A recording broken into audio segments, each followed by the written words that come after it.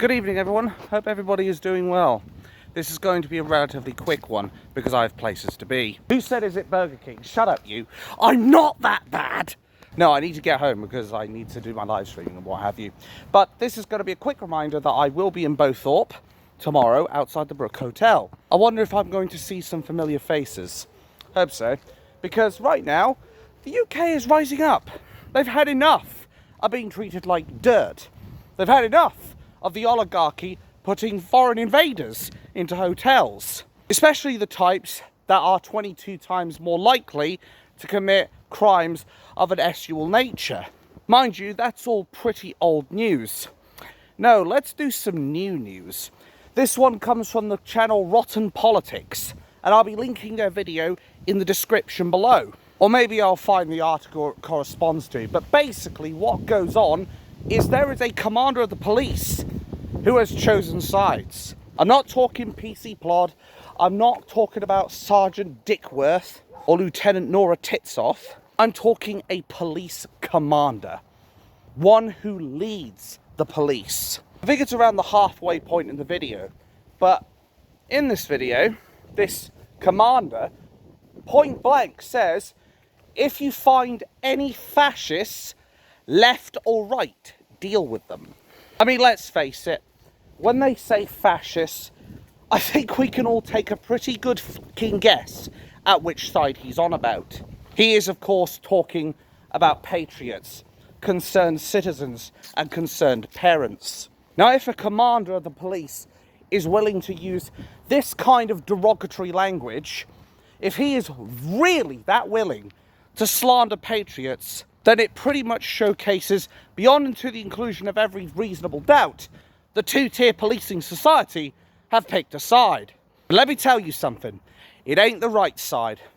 It certainly isn't the right side of history, and I think we can all say that much free of charge. I might make the police pay extra for delivery though. Anyway, these people have clearly picked a side. They're clearly not interested in serving the English people. They're clearly not interested in doing their job. Therefore, they cannot be surprised if the English people decide they don't trust the police and they start taking out the trash themselves. Rather than try to arrest patriots and parents and concerned citizens, these people should be focusing on the invaders who have illegally entered our country, who are residing in our hotels. Because unlike a lot of us English brethren, we don't know who these invaders are.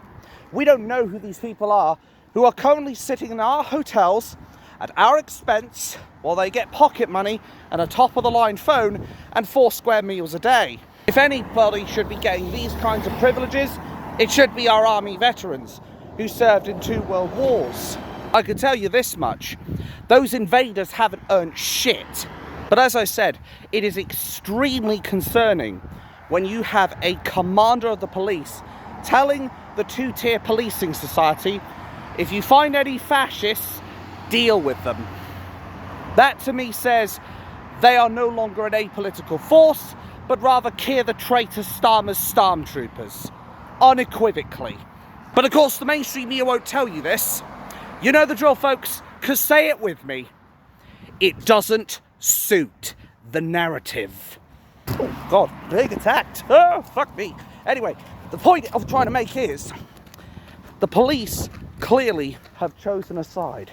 The police have clearly decided they'd rather attack the patriots who pay their wages and pay for their living, basically, than actually do their job and remove the trash from the hotels. Because the vast majority of these people are illegal.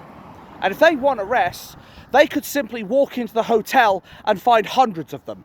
Just like that. But instead, this commander, no, he's after us. He wants us arrested, locked in cells for daring to express our free speech, for daring to express concern for our children. And I did say take out the trash for us, because at the end of the day, if the police are not going to do their job, they can't then be surprised if the English do it for them. And the more the trust erodes between police and public, the more apparent that will become, and the more likely it is to happen. I'm not going to sit here and advocate for vigilante justice.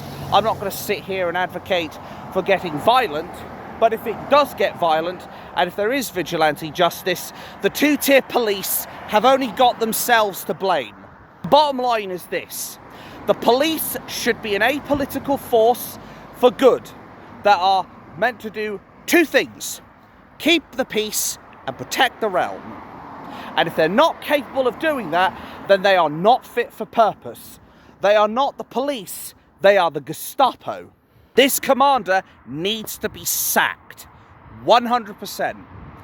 This commander needs to be removed from the force, because at the end of the day, he is not fulfilling the purpose of his contract. He is not upholding his terms and conditions. Therefore, he has broken an oath, and as such, he has no right to be a policeman, let alone a police commander. You might be quite content sitting there in your little position of power, giving out orders to the police.